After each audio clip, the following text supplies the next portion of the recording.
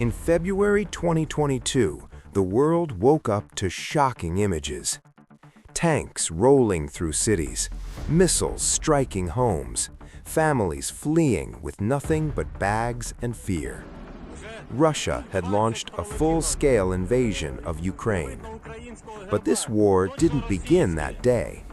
It began years earlier, with history, power, and a struggle over identity. So the real question is, why did Russia and Ukraine go to war? For decades, Ukraine was part of the Soviet Union, controlled by Moscow. When the Soviet Union collapsed in 1991, Ukraine became an independent country. But Russia never fully accepted this. To many Russian leaders, Ukraine wasn't just a neighbor, it was part of Russia's history, culture, and influence. Ukraine, however, wanted something different: freedom, independence, its own future.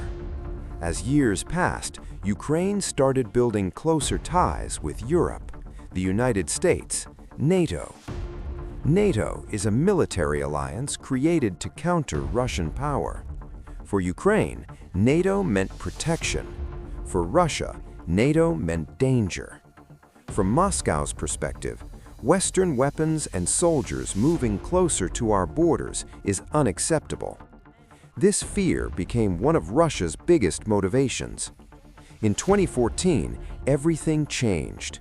Ukraine's president, who supported Russia, was removed after massive protests.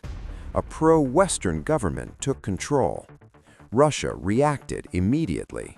It seized Crimea, supported armed groups in eastern Ukraine, started a hidden war that killed thousands.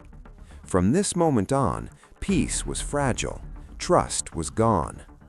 Russian President Vladimir Putin believes Ukraine is not a real nation.